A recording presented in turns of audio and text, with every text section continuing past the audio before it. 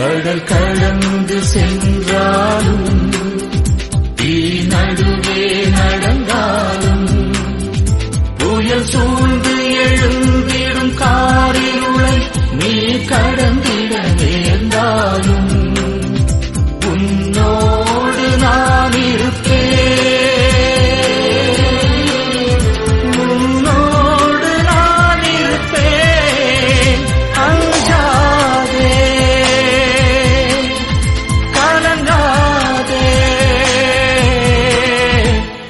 எல்லாருக்கும் வணக்கம். நான் உங்கள் பிரபஞ்ச தேவி மகாகாளி தாரணி. இந்த வீடியோஸ் எல்லாமே ஏற்கனவே நான் போஸ்ட் பண்ண வீடியோஸ் தான். திருப்பி ஏன் அப்லோட் பண்ணுறேன் அப்படின்னா, இந்த கலியுகத்தில் எப்படி வாழ வேண்டும் அப்படின்னு சொல்லி 3 வீடியோ நான் இதுக்கு முன்னாடி யூடியூப்ல போஸ்ட் பண்ணியிருந்தேன், அப்லோட் பண்ணியிருந்தேன். அது உலகத்தில் உள்ள அத்தனை பேரையும் போய் சேர வேண்டிய வீடியோ. வியூஸ்ன்றது மற்ற வீடியோஸ்க்கு வியூஸ் வரணும் வர வேண்டாம், அது நான் எக்ஸ்பெக்ட் பண்ணல. ஆனால் இந்த 3 வீடியோ ரொம்ப முக்கியமான வீடியோ. வியூஸ் அதிகமாகணும். அதிகமாகறதுனால எனக்கு ஏதாவது பெருமையா? ஒரு பெருமை எனக்கு வேண்டாம். வியூஸ் அதிகமாகறதுனால உங்களுக்கு நல்லது, சரிங்களா? நீங்க எல்லாரும் இந்த கலியுகம்ன்ற கஷ்டமான காலகட்டத்தில் என்னதான் உங்களை சுற்றி இந்த உலகத்தில் போயிட்டு இருக்கு, கிளைமேட்டிக் கண்டிஷன்ஸ் அது இதுன்னு, அதில் உங்களை நீங்களே சரிப்படுத்திக்கிட்டு இந்த எல்லா பிரச்சனையிலிருந்து தப்பிச்சு எப்படி உங்களை நீங்களே காப்பாற்றிக்கிட்டு வாழ்றது, அதை தான் நான் அந்த 3 வீடியோலையும் சொல்லியிருக்கேன். அதனால எல்லாரையும் சென்றடையணும் அப்படின்னு சொல்லி விருப்பப்படுறனால தான் திருப்பியும் அந்த பழைய வீடியோவை எடுத்து எடிட் பண்ணி இப்போ 3 வீடியோவா மறுபடியும் நான் அப்லோட் பண்ணுறேன். தயவு செஞ்சு எல்லாரும் பாருங்க, சரிங்களா? பார்த்துட்டு எல்லாருக்கும் ஷேர் பண்ணுங்க. இந்த 3 வீடியோவை நீங்கள் இது வரைக்கும் எந்த வீடியோ ஷேர் பண்ணலனாலும் நான் கவலைப்பட மாட்டேன். இந்த 3 வீடியோவையும் நீங்கள் பார்த்துட்டு எல்லா பேருக்கும் ஷேர் பண்ணுங்க. எல்லாரையும் இது சென்றடையணும். எல்லாருக்கும் இந்த விழிப்புணர்வு முதல்ல வரணும். 2020க்கு அப்புறம் 5th ஜென்ரேஷன் அப்படின்றது வந்துருச்சு, 5th டைமென்ஷன் அப்படின்றது வந்துருச்சு ஆல்ரெடி. யுக மாற்றம்ன்றது வந்துருச்சு. ஆனால் நீங்கள் தான் யுக மாற்றத்துக்கு ஏற்ற மாதிரி உங்களை நீங்களே மாற்றிக்காமல் இருக்கீங்க. எப்படி மாற்றிக்கிறது உங்களை நீங்களே அப்படின்றத நான் இதில் சொல்லியிருப்பேன். எடுத்து பாருங்க. உங்களுக்கு மறந்து போயிடுச்சு அப்படின்னா திருப்பி திருப்பி கூட பாருங்க. 3 வீடியோவும் பார்த்து விட்டு எல்லாரும் எனக்கு ரிவ்யூ சொல்லணும். ரிவ்யூனா அந்த வீடியோவில் இருக்கிறது அந்த சரி எது தப்பு எது அது தேவையில்லை எனக்கு. இது இறைவனின் அருளால் வழங்கப்பட்ட செய்திகள். அதைத்தான் நான் உங்களுக்கு வீடியோவாக போட்டிருக்கேன். இந்த 3 வீடியோவும் அதாவது இதில் நான் நிறைய விஷயம் கற்றுக்கிட்டீங்களா, நீங்கள் கற்றுக்கிட்டீங்களா இல்லையா, நிறைய விஷயம் நான் புரிஞ்சுக்கிட்டேன், அந்த மாதிரி ஏதாவது இருக்கும்ல, அதை சொல்லுங்கள். நீங்கள் சொல்லனாலும் கவலை இல்லை. ஆனால் எல்லாருக்கும் ஷேர் பண்ணுங்கள் இந்த வீடியோ. இந்த 3 வீடியோவும் எல்லா மக்களையும் சென்றடைய வேண்டிய வீடியோ, சரிங்களா? சரி, பார்த்துட்டு அனைவரும் பயனடையுங்கள். நன்றி. வீடியோவை பாருங்கள். எல்லாருக்கும் வணக்கம். என்னோட பேர் தாரணி. இன்னைக்கு நம்ம பார்க்க போகிற வீடியோவில் கலியுகத்தில் எப்படி வாழ வேண்டும் பார்ட் 2 வீடியோ நம்ம இன்னைக்கு பார்க்க போகிறோம். ஏற்கனவே ஒன்று நான் போட்டிருந்தேன், கலியுகத்தில் எப்படி வாழ வேண்டும், அதோட கண்டினியூஷன் வீடியோ தான் இன்னைக்கு போட போகிறேன். அதுக்கு முன்னாடி நான் கொஞ்ச நாளைக்கு, அதாவது போர்டு வாங்குற வரைக்கும் ஒரு பேப்பரில் எழுதி அதை எல்லாத்தையும் லேப்டாப்பில் ஃபோட்டோவாக எடுத்து வச்சு உங்களுக்கு வீடியோவில் போடும்போது நோட்ஸாக காட்டுறேன். அதனால உங்களுக்கு ஈஸியாக புரியும் நான் என்ன சொல்ல வரேன் அப்படின்றது. நீங்கள் அந்த வீடியோவை இந்த பிக்சரை நீங்கள் ஃபோட்டோ எடுத்து, வீடியோ ஓடிட்டு இருக்கும்போது இந்த பிக்சரை ஃபோட்டோ எடுத்து வச்சுக்கிட்டீங்க அப்படின்னா பின்னாடி எடுத்து புரட்டி பார்த்து தெரிஞ்சுக்கிறதுக்கும் உங்களுக்கு யூஸ்ஃபுல்லாக இருக்கும். சரி, இன்றைக்கி நம்ம போடுவோம். இன்றைக்கி நம்ம வீடியோவில் பார்த்தோம் அப்படின்னு கலியுகத்தில் எப்படி வாழ வேண்டும் அப்படின்றத தெரிஞ்சுக்க போகிறதுக்கு முன்னாடி கலியுகம் அப்படின்னா என்னன்னு முதல்ல சொல்லிடுறேன். பெருசாக ஒன்றும் இல்லை. கலியுகன்றது இருக்கிறதுலே கடைசி யுகம். இதுக்கு முன்னாடி எத்தனையோ யுகம் வந்துச்சு, இருக்கிறதுலே கடைசி யுகம் கலியுகம் அப்படின்னு சொல்லி எல்லாரும் சொல்லிட்டு வர்றாங்க, புராணத்தில் நம்பப்படுது. ஆனால் இதுக்கு பேர் கலியுகம் தான் உண்மையா அப்படின்னு கிடையாது. அது அவங்க கன்சிடரேஷன். அது எப்படின்னா ஜனவரி, பிப்ரவரி, அப்படி டிசம்பர் அந்த மாதிரி நம்ம வச்சுருக்கோம்ல, அது மாதிரி கலியுகம் அப்படின்னு சொல்லி பேர் வச்சுருக்காங்க, அவ்வளோதான். சரியா? இதை நம்ம கலியுகம்ன்ற பேராகவே எடுத்துக்கலாம். ஏன்னா அப்போ தான் இந்த பேரை சொன்னாதான் இதுபடி இதுல என்னென்ன இருக்கு, இனிமே என்னெல்லாம் நடக்க போகுது அப்படின்ற ஒரு புரிதலை உங்களுக்கு வந்து இமேஜினேஷன் பண்றதுக்காக கலியுகம்னே வச்சுக்கோ. வேற எது இங்கிலீஷ்ல என்ன சொல்லியிருக்கிறாங்க இந்த யுகத்துக்கு பேரு அதெல்லாம் எனக்கு தெரியல. அதனால இதே வந்து ஒரு கன்சிடரேஷனுக்காக வச்சுக்கிறோம். சரியா? இந்த கலியுகம் இதுல வந்து கருட புராணத்துல இருக்கிறபடி நடக்கும். அப்படி அந்த அந்த நேமிங்ஸ் அந்த இமேஜினேஷனுக்குள்ள போய் யாரும் மாட்டிக்காதீங்க. உங்களுக்கு நிறைய இப்ப சில விஷயங்கள் இனி என்னெல்லாம் நடக்க போகுதுன்னு நான் சொல்ல போறேன்ல, அதெல்லாம் மொத்தப்படுத்தி வைக்கிறதுக்கு ஒரு டாபிக் தேவைப்படுதா, அதுதான் கலியுகம் அப்படின்னு சொல்லி வச்சுக்கிட்டீங்கன்னா உங்களுக்கு உள்ள போறப்போ ஒரு புரிதல் இருக்கும். அதுக்கப்புறமும் உங்களுக்கு இந்த பேரை ஈஸியா மறக்கவும் முடியும். இந்த நேம்லயே நீங்க மாட்டிக்கிட்டீங்கன்னா இந்த பேரே உங்களால மறக்க முடியாது, அடுத்தடுத்து போகவே முடியாது வாழ்க்கையில. சரியா? சரி, கலியுகம் அப்படின்றது வந்து இருக்கிறதுலே கடைசி யுகம். இதுல வந்து கடைசியா ஒருத்தர் வந்து விஷ்ணுவோடைய அவதாரம் வந்து எல்லாரையும் இனி வந்து எல்லாமே கெட்டதா நடக்கும், மனுஷங்கள்லாம் அரக்கர்களா மாறிடுவாங்க, நினைச்சு பார்க்காத கொடுமைகள்லாம் நடக்கும், அப்புறம் விஷ்ணு அவதாரம் வந்து அழிப்பாங்க அப்படின்னு சொல்லி சொல்றாங்க. இதை வந்து எப்படி நம்புறது அப்படின்னு சொல்லி எனக்கு தெரியல. நம்ம வந்து என்ன பண்ணலாம்னா சயின்டிஃபிக் ரீதியாகவும் மெய்ஞானம் ரீதியாகவும் உள்ள போய் என்னென்னலாம் நடந்துக்கிட்டு இருக்கு, இனி என்னெல்லாம் இதனால என்னென்னலாம் மாற்றம் நிகழும் அப்படின்றத மட்டும் பார்ப்போம். சரிங்களா? ஓகே. இந்த கலியுகம்ன்றதுல என்ன ஆகியிருக்கு அப்படின்னா, மனித கண்டுபிடிப்புகளே இனி ஆபத்தாகி நம்மையே விழுங்கும் கொடூர நிலைதான் இங்கு வந்திருக்கிறது. ஓகேவா? இந்த கலியுகத்தை எப்படி சொல்லலாம், இன்னொரு இங்கிலீஷ்ல என்ன நேம் சொல்லலாம் அப்படின்னா டெக்னாலஜிக்கல் வேர்ல்டு. எல்லாமே சயின்டிபிக் ரீதியா நம்ம வாழக்கூடிய இந்த வாழ்க்கையில ரொம்ப கம்ஃபர்டபுளா வச்சிருக்கோம். என்ன நமக்கு தேவையோ அதை உருவாக்கி அதுல வந்து கம்ஃபர்டபுள் அடைஞ்சு அது மூலியமா லைஃப் பர்பஸ் அடைஞ்சு நம்மளுடைய மரணத்தை எய்தணும் அப்படின்ற மாதிரி இந்த உலகத்துல நம்ம இப்ப உருவாக்கி வச்சிருக்கோம். இதுக்கு முன்னாடி அப்படி கிடையாது. எல்லாரும் ஆதிகால மனிதர்கள் எல்லாம் மிருகங்களை அடிச்சு சாப்பிடுவாங்க, இல்லைன்னா பக்கத்துல இருக்க செடி கொடியை சாப்பிடுவாங்க, இனப்பெருக்கம் செய்வாங்க, டெய்லி வேட்டைக்கு போவாங்க, அப்புறம் இனப்பெருக்கம் செய்வாங்க, அதுக்கப்புறம் தங்களுடைய வாழ்க்கையை முடிச்சுப்பாங்க. அவ்வளவுதான். அதுல எதுவுமே இருக்காது.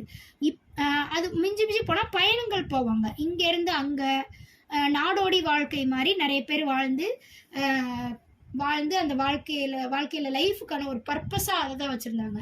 மற்றபடி எந்த ஒரு பர்பஸ்மே யாருக்குமே இல்லை. ஆனா இப்ப எப்படி இருக்குன்னா அதெல்லாம் எப்பயோ மாறிடுச்சு.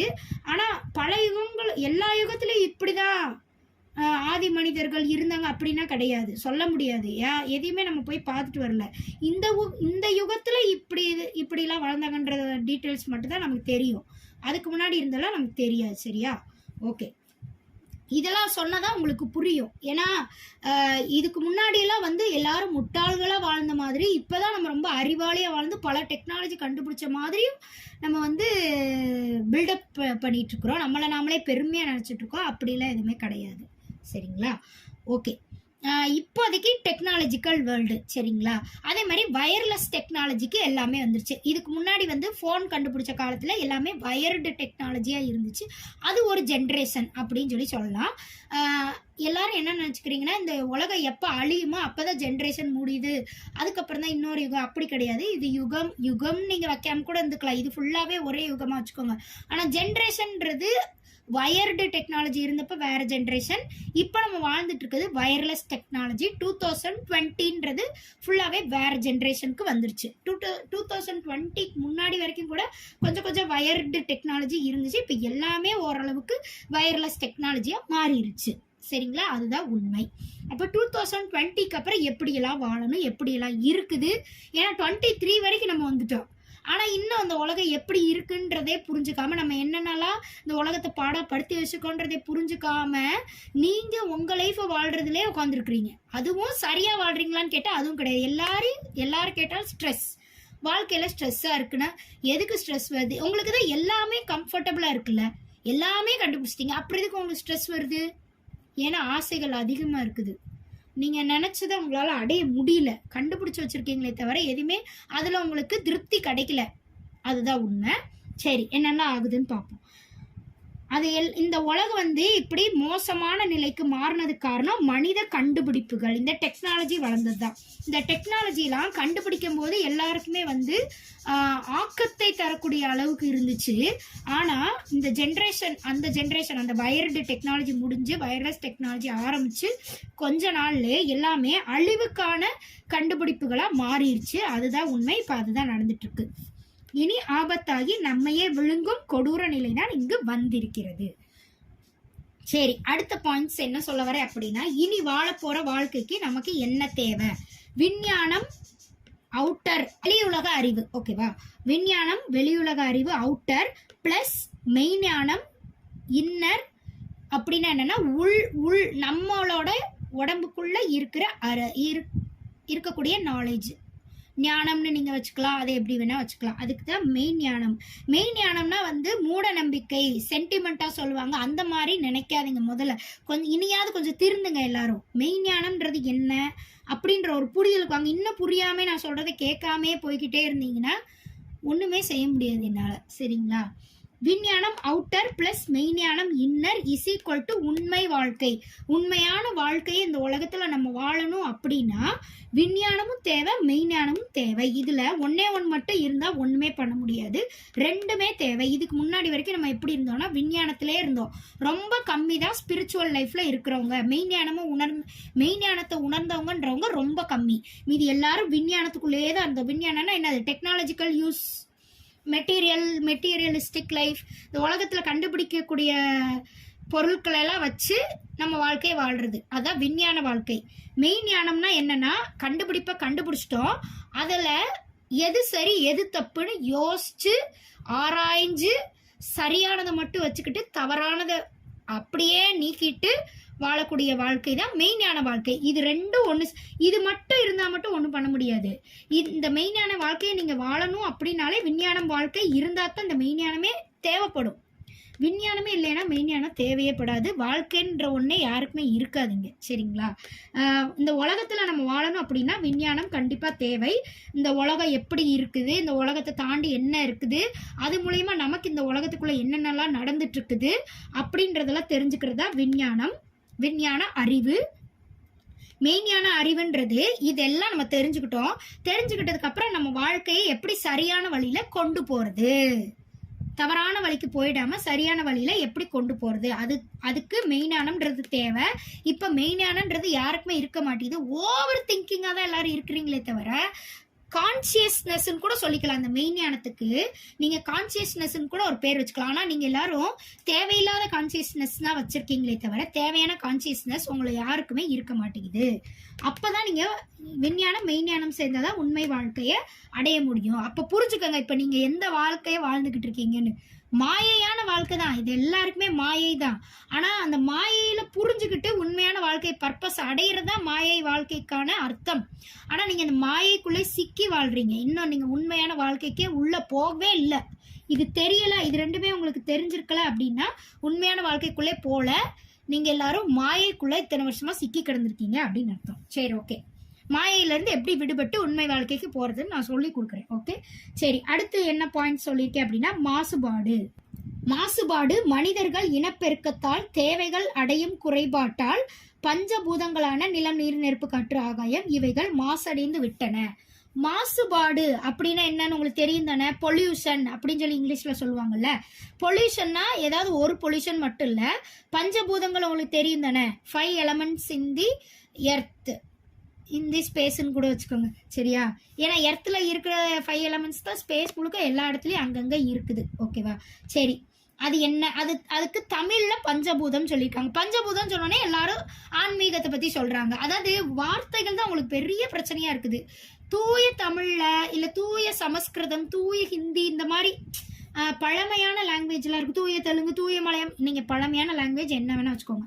பழமையான லாங்குவேஜ்ல இருக்கிற வார்த்தைகளை கொண்டு வந்து உங்களுக்கு சொன்னா நீங்க அதை ஆன்மீகத்துல பேசுறாங்க அப்படின்னு சொல்லி புரிதல் இல்லாம இருக்கிறனாலதான் உங்களால உண்மையை புரிஞ்சுக்கவே முடியல. புரியுதா? அதுக்குரிய தமிழ் வார்த்தை தான் பஞ்சபூதமே தவிர்த்து இதெல்லாம் தியானம் பண்றவங்களுக்கு தான் அதெல்லாம் தேவை, அந்த மாதிரிலாம் பேசாதீங்க தயவு செய்து. அந்த பேச்செல்லாம் இதோட விட்டுட்டு உண்மையான வாழ்க்கையை தெரிஞ்சுக்கிட்டு அதுபடி வாழ்றதுக்கான முயற்சி எடுங்க, அவ்வளவுதான் நான் சொல்லுவேன். ஓகே, மனிதர்கள் இனப்பெருக்கத்தால் மாசுபாடுனா என்ன, பொல்யூஷன் எப்படி ஆகுது அப்படின்னா, இந்த பஞ்சபூதங்கள் இருக்குல்ல, நிலம், நீர், நெருப்பு, காற்று, ஆகாயம், இந்த 5மே பொல்யூஷன் ஆகுது, மாசடையுது. அப்படின்னா கெட்டு போயிருச்சு, இல்லைன்னா பற்றாக்குறை ஆயிருச்சு, 2ல ஏதோ ஒண்ணு. சரிங்களா? இது இந்த 5 பஞ்சபூதம் தான் நம்ம இந்த உலகத்துல வாழ்றதுக்கான வளங்கள், சோர்ஸ், ரிசோர்ஸ் அப்படின்னு சொல்லலாம். சரிங்களா? இதெல்லாம் ஒரு காலத்துல ரெனிவபிள் ரிசோர்சஸா இருந்துச்சு. இந்த பஞ்சபூதங்கள் எல்லாமே ரெனிவபிள்னா திருப்பி அள்ள குறையாதது. இந்த 5யும் நம்ம எவ்வளோ எடுத்துக்கிட்டே யூஸ் பண்ணிக்கிட்டே இருந்தாலும் அது குறையவே குறையாது, அப்படியே தான் இருக்கும். ஆனா அதுக்கு பேர் தான் ரெனிவபிள் ரிசோர்சஸ் அப்படின்னு சொல்லி இங்கிலீஷ்ல சொல்லுவாங்க. இன்னொன்று என்னன்னா நான் ரெனிவபிள் ரிசோர்சஸ் அப்படின்னா, ஒரு குறிப்பிட்ட காலம் வரைக்கும் சில பொருட்களை நம்ம யூஸ் பண்ணி முடிச்சுட்டோம் அப்படின்னா அது தீந்து போயிடும், அதுக்கப்புறம் எப்பயுமே கிடைக்காது. அதுக்கு பயந்துக்கிட்டு தான் அதை வந்து எப்பயுமே ஸ்டாக் வச்சுக்கிட்டே இருக்கிறோம், எல்லா காலத்துலேயும் கிடைக்கணும் அப்படின்னு. எக்ஸாம்பிள் வந்து பெட்ரோல். சரிங்களா? அரிசி இதெல்லாம் வந்து கிடைக்காது, அதனால அடுத்தடுத்து விவசாயம் பண்ணி சேர்த்து வச்சுட்டே இருக்கோம். அந்த மாதிரிலாம் இருக்குது. இதெல்லாம் வந்து பெட்ரோலு, இன்னும் நிறைய விஷயங்கள் சொல்லலாம். நான் ரெனியூவபிள், இந்த உலகத்தில் நம்ம வச்சிருக்கிற எல்லா கண்டுபிடிப்புகளுமே நான் ரெனியூவபிள் ரிசோர்சஸ் தான். ஒரு காலகட்டத்துக்கு மேலே எல்லாமே அழிஞ்சு போயிடும். அதுக்கப்புறம் இயற்கையாக என்ன இருக்கும்? நிலம், நீர், நெருப்பு, காற்று, ஆகாயம் மட்டும்தான். டெக்னாலஜிக்கல் லைஃப்பை இந்த உலகம் அழிக்கணும்னு நினச்சிருச்சுன்னு வச்சுக்கோங்களேன், அதாவது நம்ம எல்லாருமே அழிஞ்சு போயிட்டோம்னாலும் உலகத்தில் இன்னும் என்ன மிஞ்சி இருக்குன்னா அந்த நிலம், நீர், நெருப்பு, காற்று, ஆகாயம் மட்டும் எப்பயுமே மிஞ்சியே இருக்கும். ஆனால் இப்போ நம்ம என்ன பண்ணிட்டு இருக்கோம் அப்படின்னா, நம்மளோட டெக்னாலஜியை வளர்த்துக்கிறதுக்காக நிலம், நீர், நெருப்பு, காற்று, ஆகாயத்தில் ஓவராக கை வச்சிட்டோம். அதிகமாக போர் போட்டு அதிகமான தண்ணி எடுக்க தண்ணி பற்றாக்குறை ஆயிடுச்சு. நிலம் மாசடைஞ்சிருச்சு. வாழ்றதுக்கான இடம், நிலத்துல தான் வாழணும். எல்லா வாழ்க்கைக்கான பேஸ்மெண்ட்னு ஒன்று தேவை, எல்லாத்துக்குமே ஒரு பேஸ்மெண்ட் தேவை. அந்த பேஸ்மெண்ட் தான் நிலம். நிலம்ன்றது வாழ்றதுக்கான இடம் இல்லாமல் பத்தாம போயிடுச்சு, பற்றாக்குறை ஆயிடுச்சு. ஏன்னா மக்கள் தொகை பெருக்கம், உயிரினங்கள் பெருக்கம்னு கூட சொல்லலாம். மொத்தம் எல்லா உயிரினங்களும் அதிகமான பெருக்கம் எடுத்துருச்சு. அடுத்து நெருப்புன்றது வந்து குறைஞ்ச மாதிரி எனக்கு தெரியல. காற்றுல வந்து மாசு அடைஞ்சிருச்சு, அது உங்களுக்கு நல்லாவே தெரியும். ஆகாயம், நம்மளுடைய ஆகாயம், பூமியோடைய ஆகாயம், அதுவும் மாசடைஞ்சிருச்சு, அதுவும் நமக்கு தெரியும். இவைகள் மாசடைந்து விட்டன. மனிதர்கள் இனப்பெருக்கத்தால் தேவைகள் அடையும் குறைபாட்டால், நம்மளுடைய தேவைகள் மனிதர்கள் இனப்பெருக்கத்தினால உலக ஃபுல்லா மனுஷங்களா வாழ்ந்துட்டு இருக்கிறாங்க. அதனால அதிகப்படியா பாப்புலேஷன் ஆனனால இந்த பஞ்சபூதங்கள் கொடுக்கக்கூடிய சோர்ஸ் வந்து நமக்கு பத்தலை. ஏன்னா அந்த பஞ்சபூதங்கள் கொடுக்கக்கூடிய சோர்ஸை விட அதிகமான இனப்பெருக்கம், அதிகமான மக்கள் தொகை பெருக்கம் இங்க இந்த உலகத்துல இப்ப வந்துருச்சு. அதனால நமக்கு இதுல இருந்து பத்த மாட்டேங்குது, யாருக்குமே தண்ணி கிடைக்க மாட்டேங்குது, அந்த மாதிரிலாம் நிறைய பற்றாக்குறைகள் இருக்குது. அதனால தேவைகள் அடையும் குறைபாட்டால், அதனால குறைபாடு, எல்லாருக்கும் பற்றாக்குறை குறைபாடு வந்துருச்சு. தங்களுடைய அடிப்படை தேவைகளை அடையிறதுலயே குறைபாடு இருக்கிறனால பஞ்சபூதங்களான இவைகள் மாசடைந்து விட்டன. இதுக்கு பேர் தான் மாசுபாடு. இதனால் இயற்கை தன்னைத்தானே அழித்துக் கொள்ளும் அபாயம் நிகழும். ஒரு விஷயம் மாசடைஞ்சிருச்சு அப்படின்னா தேய்மானம் அடைஞ்சிருச்சுன்னு அர்த்தம். தேய்மானம் அடைஞ்சிருச்சுன்னா என்ன ஆகும்? அது அழிஞ்சு போயிடும்னு அர்த்தம். இப்ப தேய்மானம் நிலையில இருக்கிறோம். இதுக்கப்புறம் என்ன ஆகும்னா, தேய்மானம் ஃபுல்லா முடிஞ்சிருச்சுன்னா அப்புறம் அழிஞ்சிரும். ஆட்டோமேட்டிக்கா தன்னைத்தானே டிஸ்மேண்டில் பண்ணிக்கும் இந்த உலகம். அந்த மாதிரி பண்ற அளவுக்கு நீங்க நடந்துக்கிறீங்க. ஓகேவா? சரி, இப்பொழுதே நாம் அழிவு தேய்மானத்தில் தான் வாழ்ந்து கொண்டிருக்கிறோம் என்பதே உண்மை சொன்னேன்ல. அதுக்கான ப்ரூஃப் தான் நம்ம வந்து அடுத்ததுல பார்க்க போறோம்.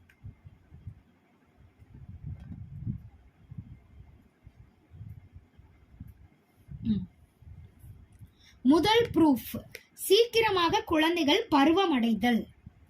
இது எல்லாருக்குமே தெரியும் தானே.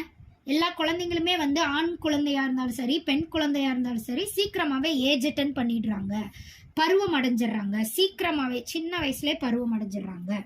அதாவது ஒரு 10 வயசுக்கு மேலேயே எல்லாருக்குமே பருவம் அடைதல் அப்படின்றது வந்துருது, ஆண் குழந்தைகளுக்கும் பெண் குழந்தைகளுக்கும். சீக்கிரமாகவே அது எல்லாருக்குமே தெரிஞ்சிருக்கும். சரிதானே? அடுத்தது என்ன அப்படின்னா, சீக்கிரமாகவே இளமை குறைந்து முதிர்ச்சி தோற்றத்தில் வாழ்தல்.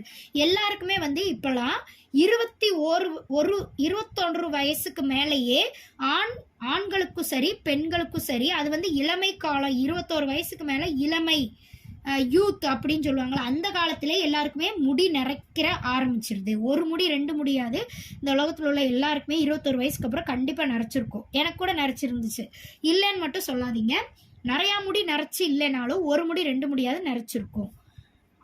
அதுக்கு காரணம் என்ன அப்படின்னா, இளமை குறைந்து வருது. இளமை குறைந்து அவங்க வந்து இளமை வயசுல தான் இருப்பாங்க, ஆனால் முதிர்ச்சி தோற்றத்தில் இருப்பாங்க. சரிங்களா? அதாவது 21 வயசு 22 வயசுலேயே ஒரு கொஞ்சம் தூரம் நடந்துட்டு போயிட்டு வந்தாலே டயர்டாயிருது அப்படின்றது. எவ்வளோ நீங்கள் சாப்பிட்டாலுமே உங்களுக்கு டயர்டாகி தூக்கம் தான் வருதே தவிர்த்து அந்த சாப்பிட்டு அந்த எனர்ஜியை வச்சு எக்ஸ்ட்ரா ஒர்க்கும் உங்களால் பண்ண முடியல. இந்த வயசெல்லாம் என்ன சொல்லுவாங்க அப்படின்னா, 30 வயசு வரைக்கும் குழந்தைகள் 2 வயசுலேருந்து 30 வயசு இளமை வயசு வரைக்கும் ஓடுற பாம்பை மிதிக்கிற வயசுன்னு சொல்லுவாங்க. ஆனால் இப்போ யாராவது அப்படி இருக்கிறீங்களா? யாருமே அப்படி இல்லை. ஒரு கொஞ்சம் தூரம் கொஞ்சம் வேலை செஞ்சாலே உங்களுக்கு டயர்டாயிருது.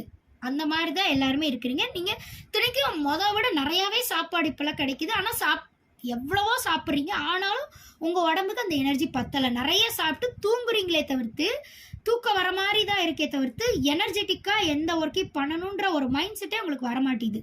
முக்கியமான காரணம் செல்ஃபோனுன்னு கூட சொல்லலாம். செல்லு, லேப்டாப், டிவி இதில் கொஞ்சம் அடிமையாகிறனாலையும் உங்களை வந்து அதை அடிக்டடாக வச்சுருக்கனால போய் நெக்ஸ்ட் ஒர்க்கை நீங்கள் பார்க்க மாட்டீங்க, அப்படியே சொல்லலாம். சரி, அதுதான் வந்து முதல் ப்ரூஃப். இப்போ எல்லாரும் அப்படி தான் இருக்கிறீங்க. அடுத்து செகண்ட் ப்ரூஃப், ஆக்சிஜன் பற்றாக்குறை. அதனால ஆக்சிஜன்னா முதல்ல என்னன்னு தெரிஞ்சுக்கணும்ல. சுவாசம் உடல் இயக்கத்திற்கு முதல் தேவை என்னது? நம்ம அந்த உடம்பு இயங்கணும்னா என்ன தேவை? ஆக்சிஜன் தேவை. சரிங்களா? சரி, அந்த ஆக்சிஜன் வந்து நம்ம எங்கேருந்து எடுத்துக்கிறோம் அப்படின்ற ஒரு புரிதலுக்கு வருவோம். இப்போ நம்ம வந்து விஞ்ஞான வழியாகவே போவோம், அப்போ தான் உங்களுக்குலாம் புரியும். விஞ்ஞானம் வழியாக போய் மெய்ஞானத்தை உணர்த்துறது, அந்த மாதிரி தான் இப்போ நான் வந்து உங்களுக்கு பண்ணிட்டு இருக்கிறேன். அது ஃபுல் வீடியோ முடிச்சதுக்கப்புறம் உங்களுக்கு புரியும். சரி, அட்மாஸ்பியர் அப்படின்னா என்னது? காற்று மண்டலம். நம்மளை சுற்றி வானம் இருக்குல்ல, பூமியை சுற்றி ஓசோன் படலம், காற்று மண்டலம், ஸ்ட்ராட்டோஸ்பியர், அட்மாஸ்பியர் அப்படின்னு சொல்லி சொல்கிறாங்கல்ல, அதுதான் அட்மாஸ்பியர். காற்று மண்டலம், வளிமண்டலம் அப்படின்னு சொல்லுவாங்க. அங்கே அதுதான் வந்து நம்மளுக்கு சூரிய வெளிச்சத்தை ஃபில்டர் பண்ணி தர்றது, அப்புறம் நமக்கு தேவையான சுவாசிக்கக்கூடிய காற்றை கொடுக்கறது, நமக்கு ஃப்ரெஷ் வாட்டர் மழைநீர் கொடுக்கறது, விவசாயத்துக்கு தேவையான மழைநீர் கொடுக்கறது எல்லாமே வந்து அட்மாஸ்பியர்லேருந்து தான் நமக்கு கிடைக்குது. சரிங்களா? அட்மாஸ்பியர் இல்லாமல் யாருக்காவது வாழ முடியுமா? கண்டிப்பாக வாழ முடியாது. சரி, அந்த அட்மாஸ்பியரில் என்னென்ன இருக்குன்னு நம்ம பார்க்கலாம். காற்று மண்டலத்தில் 71% நைட்ரஜன், 21% ஆக்சிஜன், 1% மற்ற வாயுக்கள். அதில் அந்த மற்ற வாயுக்களில் ஒன்று தான் கார்பன். நம்ம ஆக்சிஜன், முதல்ல ஆக்சிஜன், கார்பன் டை ஆக்சைடுனா முதல்ல என்னன்னு தெரிஞ்சுப்போம், அப்போ தான் இது உங்களுக்கு புரியும். ஆக்சிஜன் வந்து எதுக்கு யூஸ் பண்ணுறோம்? மூச்சை இழுக்கிறதுக்கு. மூச்சை இழுத்து உங்கள் உடம்புக்குள்ள எல்லா பார்ட்ஸும் நல்லா வேலை செய்யணும் அப்படின்னா உங்களுக்கு என்ன தேவை? ஆக்சிஜன் தேவை. சரிங்களா? ஆக்சிஜன் உடம்புல உள்ள எல்லா பார்ட்ஸ்க்கும் சரிசமமாக சப்ளை ஆகணும். அதில் ஒரு இடத்துல சப்ளை ஸ்டாப் ஆச்சுனாலும் அந்த இடத்துல நமக்கு வந்து ஒரு ப்ராப்ளம் வருது. அதுக்கு பேர் தான் நோய் அப்படின்னு சொல்கிறாங்க. சரிங்களா? இந்த ஆக்சிஜனை உள்ளே இழுத்துட்டீங்க. உள்ளே இழுத்துட்டு அப்படியே வச்சுக்க முடியுமா? வச்சுக்க முடியாது. அந்த உள்ளே இழுத்த ஆக்சிஜனில் சில நச்சு பொருட்கள் இருக்கும். சரிங்களா? அதை வெளியேற்றணும். சரியா? இது வந்து இயற்கையாகவே நமக்கு வந்து அமைஞ்சிருக்குது. இயற்கையாகவே நம்ம வந்து சுவாசிக்கிறோம். சரியா? சுவாசிக்கிறதுக்கு வந்து ரொம்ப கஷ்டம்லாம் இப்போ ப்ராக்டிஸ் பண்ணிக்கலாம் நமக்கு வரல. நம்ம பிறந்த உடனேமே அழுக ஆரம்பிச்சதுலேருந்தே நம்ம வந்து சுவாசிச்சுக்கிட்டு வர்றோம். யாருமே நமக்கு சொல்லிலாம் கொடுக்கல. மூச்சை வந்து உள்ளே இழுக்கிறோம், ஆக்சிஜனை உள்ளே இழுக்கிறோம். வெளியே விடும்போது நச்சுத்தன்மையில் கலந்து வந்த அந்த வாயுக்கு பேர் தான் கார்பன் டை ஆக்சைடு. கார்பனும் 2 ஆக்சிஜன் எலமெண்ட்டும் சேர்ந்தது தான் கார்பன் டை ஆக்சைடு. நீங்கள் உள்ள இழுத்த ஆக்சிஜன் பாதி வந்து நச்சுத்தன்மையான ஆக்சிஜன் வெளியே வருது. அது கூட சேர்ந்து நீங்கள் இழுக்கும் போது ஆக்சிஜன் மட்டும் தான் இழுத்துருக்கிறீங்க, ஆனால் வெளியே வரும்போது கார்பனும் சேர்ந்து வந்திருக்கு. உடம்புல இருக்கிற நச்சுத்தன்மையில கார்பன் மூலிமா வெளியே வருது. இதுதான் வந்து ப்ராசஸ். சரிங்களா? உள்ளே இழுக்கிறோம், மூச்சை உள்ளே இழுக்கிறோம், மூச்சை வந்து வெளியே விடுறோம். இன்ஹேல் எக்ஸ்ஹேல் அப்படின்னு சொல்கிறாங்க. இதுக்கு வந்து நம்ம எங்கேயும் போய் ப்ராக்டிஸ் பண்ணிட்டுலாம் வரல, அது இயற்கையாகவே நமக்கு ஆட்டோமேட்டிக்காக நடக்குது. மூச்சு இழுக்கிறதுலையோ மூச்சு விடுறதுலையோ எப்போ சிரமப்படுறோமோ அப்போ வந்து நமக்கு மூச்சு பிரச்சனை வந்திருக்குன்னு அர்த்தம். சரிங்களா? அப்போ உடனே டாக்டர்கிட்ட போய் சரி பண்ணுறோம். ஓகே, அடுத்து இந்த மற்ற வாயுக்களில் நம்ம மூச்சு வெளியே விடுறோம்ல, அந்த வாயுல ஒன்று தான் அந்த கார்பன் டை ஆக்சைடில் ஒன்று தான் கார்பன் அப்படின்றது. சரிங்களா? இந்த கார்பன் இருந்தால் தான் நம்ம மூச்சை வந்து வெளியே விடும்போது அது காற்றுல கலந்து எல்லாம் சேர்ந்து திருப்பி நமக்கு கிடச்சிக்கிட்டு இருக்குது. சரி, அடுத்து நெக்ஸ்ட். இப்போ இந்த 21% தான் இதில் நல்லா கவனிச்சுக்கோங்க. நம்ம சுவாசிக்கக்கூடிய அந்த ஆக்சிஜன்றது 21% தான் இருக்குது. 71% காற்று மண்டலத்தில் நைட்ரஜன் தான் இருக்குது. நம்ம சுவாசிக்கக்கூடிய ஆக்சிஜன் ரொம்ப கம்மி. சரிங்களா? ஆனால் ஆக்சிஜன் சுவாசிக்கும் உயிரினங்கள் பெருகி இருக்கிறது. அதுதான் மேட்ரு. இப்போ இதுதான் நீங்கள் வந்து தெளிவாக புரிஞ்சுக்கணும். 21% தான் ஆக்சிஜன் இருக்குது. ஆனால் இப்போ நம்ம ஆக்சிஜன் சுவாசிக்கிற உயிரினங்கள் இந்த உலகத்தில் 50% பெருகிட்டாங்கன்னு வச்சுக்கோங்களேன் ஒரு பேச்சுக்கு. சரிங்களா? 50% உயிரினங்கள் பெருகி இருக்குது அப்படின்னா 50% ஆக்சிஜன் இருந்தால் தான் இங்கே பேலன்ஸ்டாக உலகத்தில் நம்ம எல்லாரும் சேர்ந்து வாழ முடியும். 50% இல்லாமல் 21% தான் இங்கே இருக்குது. அப்போ நீங்கள் எப்படி எல்லாரும் வாழ்கிறீங்க? அப்போ வாழ முடியாமல் மூச்சு திணறலில் பல பேர் பாதிக்கப்படுறதுனால தான் அது மூலயமா மரணங்கள் அப்படின்றது நிகழுது. சரிங்களா? ஆக்சிஜன் தவிர்த்து சில நச்சு வாயுக்கள் வந்து கலந்துருது. எல்லா வாயுக்களும் சேர்ந்து அது கீழே போட்டிருப்பேன். இப்பொழுதே நாம் மற்ற வாயுக்கள் கலந்த மாசுபட்ட காற்றைத்தான் சுவாசித்து கொண்டு இருக்கிறோம். இதனாலே இனம் புரியாத நோய்களுடன் வாழ்கிறோம். ஓகேவா? 21% தான் ஆக்சிஜன் இருக்கு. ஆனால் நம்ம வந்து இங்கே வந்து நிறைய தேவைப்படுது, ஆக்சிஜனோட தேவை அதிகமாக இருக்குது. அதனால என்ன ஆகுதுன்னா காற்று எப்பயும் போல தான். காற்று வந்து உங்களுக்கு ஆக்சிஜன் மட்டும் கொடுக்கல, காற்றுல எப்பயும் போல எல்லாமே கலந்து தான் வந்துக்கிட்டு இருக்கு. ஆனால் உங்கள் மூக்கு எடுத்துக்கும் போது ஆக்சிஜனை மட்டும் தான் எடுத்துக்கிறது. இதுதான் வந்து ப்ராசஸ். ஆனால் இப்போ உங்கள் மூக்கு என்ன பண்ணுது அப்படின்னா, எனக்கு ஆக்சிஜன் பத்தலை, அதனால இருக்கிற எதையோ ஒன்று கொடுங்கடா, நான் வந்து உயிர் வாழ்ந்தே ஆகணும்ல அப்படின்றனால உங்கள் மூக்கு வந்து பழகிருச்சு. இப்போ முதல்ல ஆக்சிஜன் குறைபாடு இருந்தப்ப நிறைய பேருக்கு இங்கே பிரச்சனைகள் ஏற்பட்டிருக்கும் மற்ற வாயுக்களை சேர்த்து சுவாசிக்கும் போது. ஆனால் இப்போ இந்த ஜென்ரேஷன் நம்ம வந்ததுக்கப்புறம் நமக்கு அதுவே பழகிருச்சு. மற்ற வாயுக்களையும் சேர்த்து தான் நம்ம வந்து இப்போ சுவாசிச்சுட்டு இருக்கிறோம். அதுக்கேற்ற மாதிரி உடம்பு பழகிருச்சு. ஆனால் பழக முடியாதவங்களுக்கு தான் மரணம் அப்படின்றது நிகழுது. இல்லைன்னா பல பிரச்சனைகள் உடம்புல வந்து சுவாச கோளாறு பிரச்சனைகள், பல பிரச்சனைகள் ஏற்படுது. சரிங்களா? அதுதான் வந்து மாசுபட்ட காற்றைத்தான் சுவாசித்து கொண்டிருக்கிறோம், இதனாலே இனம் புரியாத நோய்களுடன் வாழ்கிறோம். அதுதான் உண்மை. சரிங்களா? நம்ம உடம்புல இருக்கிற எல்லா நோய்களுக்கும் காரணம் இந்த ஆக்சிஜன் பற்றாக்குறை மட்டுமே. சரி, இதுதான் இந்த ஆக்சிஜன் தான் போய் உங்களுக்கு விட்டமின்ஸ், தேவையான விட்டமின்ஸ், புரோட்டீன்ஸ் எல்லாத்தையும் சரி, கொலஸ்ட்ரால் எல்லாத்தையும் சரியான லெவலுக்கு பிரித்து கொடுக்குது. அந்த ஆக்சிஜனை நீங்கள் கரெக்டாக கொடுக்கலன்னா அப்போ தப்பாக தான் பிரித்து கொடுக்கும். அதனால தான் எல்லா நோய்க்கும் காரணம் ஆக்சிஜன் குறைபாடு அப்படின்னு சொல்லி நான் மொத்தத்தையும் ஆக்சிஜன் பேரில் வைக்கிறேன். சரிங்களா? ஆக்சிஜன் குறைபாடு மூளையில், அது கீழே சொல்றேன் பாருங்க. ஆக்சிஜன் குறைபாடு மூளையில் பல கெமிக்கல் ஹார்மோன்ஸை சுரக்க விடாமல் கோளாறு செய்துவிடும். இது எல்லா கண்டென்ட்டுமே இது வரைக்கும் நான் சின்ன வயசுல இருந்து கத்துக்கிட்டு படிச்சு 4 பேர்ட்ட கேட்டு தெரிஞ்சுக்கிட்டதெல்லாம் வச்சு நானாவே இந்த கண்டென்ட் வந்து உருவாக்கியிருக்கேன். சரிங்களா? ஏதோ ஒரு இடத்துல இருந்து எடுத்து கொண்டு வந்து கூகுள்ல இருந்து அப்படியே சர்ச் பண்ணி கொண்டு வந்துலாம் வைக்கல. சரியா? அதனால நல்லா தெளிவாக பார்த்துக்கோங்க. எல்லாமே என்னோட லைஃப் எக்ஸ்பீரியன்ஸ்லாம் கற்றுக்கிட்டது. அடுத்து, ஆக்சிஜன் குறைபாடு மூளையில் பல கெமிக்கல் ஹார்மோன்ஸை சுரக்க விடாமல் கோளாறு செய்துவிடும். ஆக்சிஜன் குறைபாடுனால என்ன ஆகும்? ஆக்சிஜன் எங்கே முக்கியமாக போகணும்? மூளைக்கு முதல்ல போகணும், அதுக்கப்புறம் எல்லா இடத்துக்கும் போகுது. மூளை தான் வந்து நம்ம உடம்ப ஃபுல்லாத்தையும் இயக்கக்கூடிய மொத்த கண்ட்ரோல் எங்கே இருக்குது? மூளையில் இருக்குது. மூளையிலேருந்து அந்த ஆக்சிஜன் சரியான லெவலில் உடம்பு ஃபுல்லாக சப்ளை ஆகணும். சப்ளை ஆகலை அப்படின்னா என்ன ஆகும்? மூளையில தான் எல்லா கெமிக்கல் ஹார்மோன்ஸோட சென்டர் எங்க இருக்கு? மூளையில தான் இருக்குது. சரிங்களா? கெமிக்கல் ஹார்மோன்ஸ் தான். கெமிக்கல்னா என்னது?